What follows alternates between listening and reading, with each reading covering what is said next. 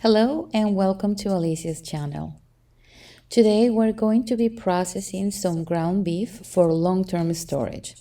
A big issue for long-term storage of freeze-dried food is fat. And today I'm going to show you how I remove most of the fat of the ground beef without stripping all of its flavors. So let's start by heating up some water.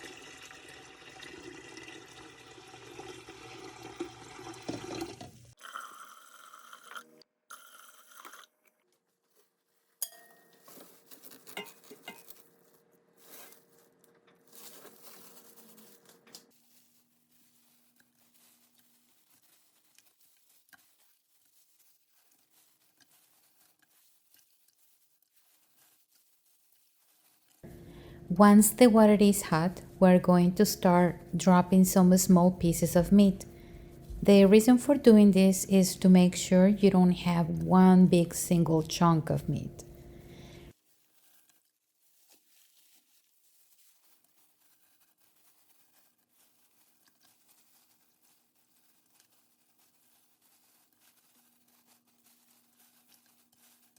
This 110-pound roll, after cook, it fits exactly my 4 trays for the medium size freeze dryer. So if you have a small or a large freeze dryer, you will have to adjust the quantities accordingly. Make sure you stir it every so often to ensure there are no big clumps of meat. This also helps to make sure that all of that meat is separated and all the fat will go to the top. I have seen many videos online where people cook the ground beef and then they rinse it so that most of the fat is removed. But by doing that, you are also removing a lot of the flavors, the natural flavors of the meat. So I personally prefer to boil it.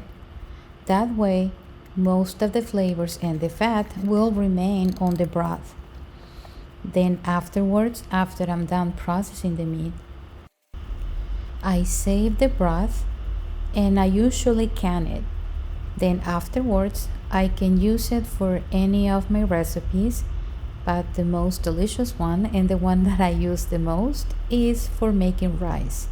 I use this broth instead of adding some water.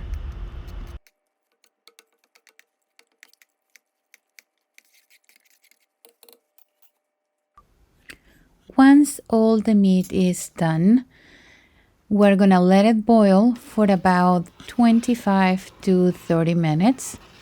Again, we will continue to mix, to stir it to make sure that all of the fat has the opportunity to go to the top.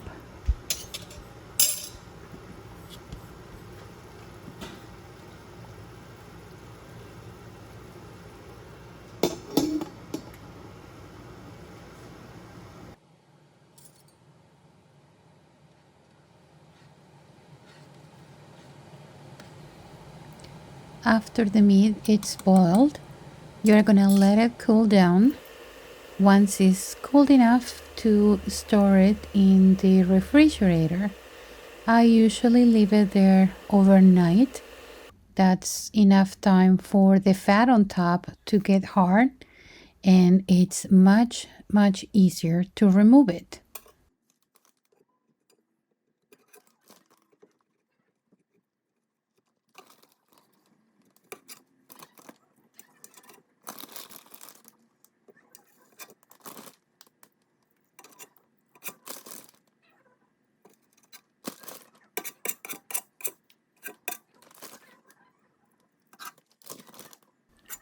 Try to remove as much fat as you can.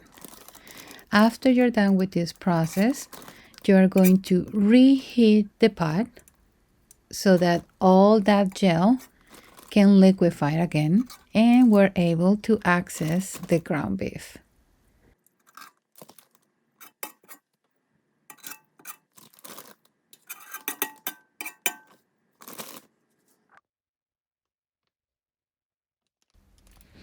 You can save the fat or throw it away, it is up to you. Now that everything has liquefied again, we are going to start with our recipe, which is taco meat. And for that, we are going to start by adding some onions into a pot. I will not be adding any oils.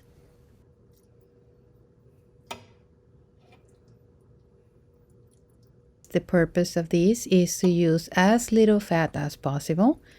So I am going to be using some of that beef broth.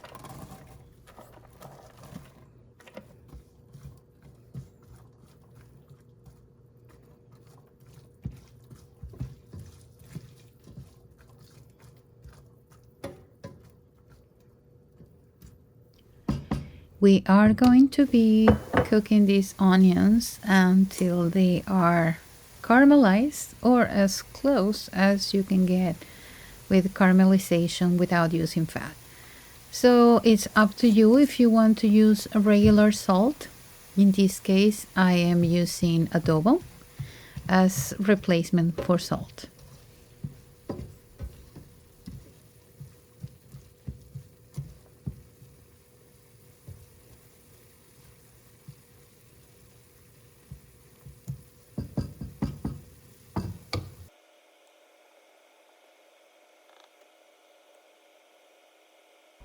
After the onions are cooked or close to caramelization, you are going to be adding the ground beef.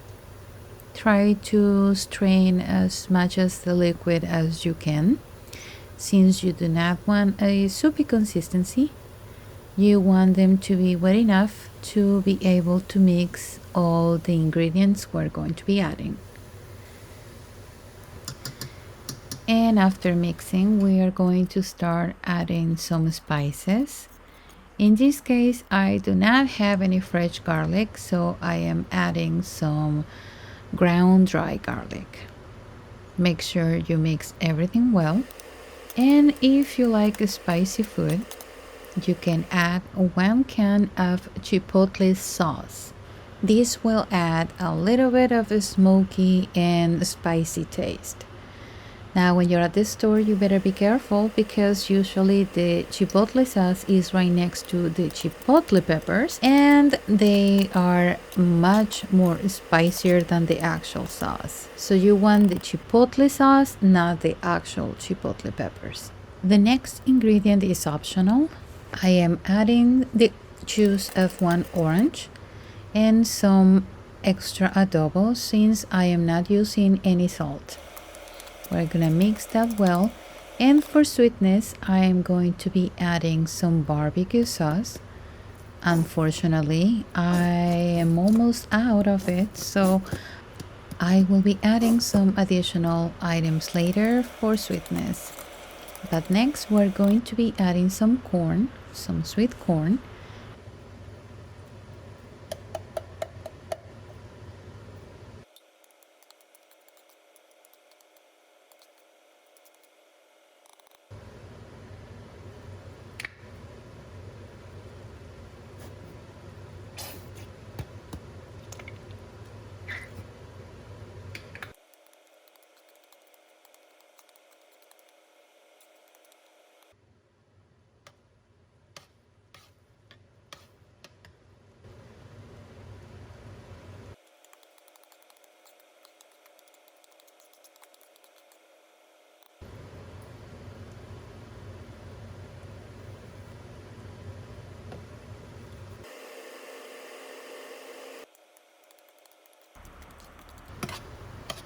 After all of the water has evaporated, it is ready to be transferred to the trays.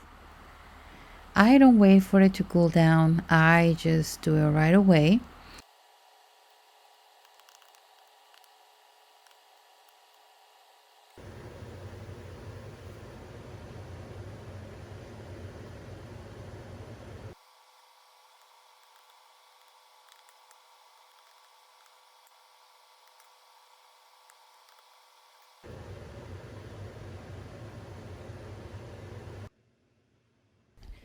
Next step is to freeze the trays, but before I put them in the freezer, I like to use these dividers. It is totally optional. You don't have to use them, but I find them quite helpful when it's time to unload the meat from the trays. You can find these at freeze-drying-supplies.com, and they have many other products that I find very helpful, especially the tray lids.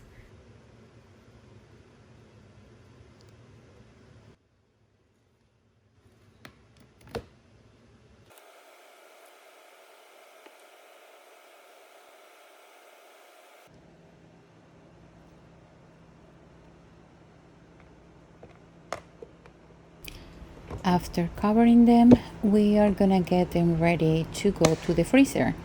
I personally like to freeze all of the food prior to putting them on the freeze dryer. That is totally optional. You could skip this step and simply place the trays without the lids on the freeze dryer. In my case, I am placing them on the freezer.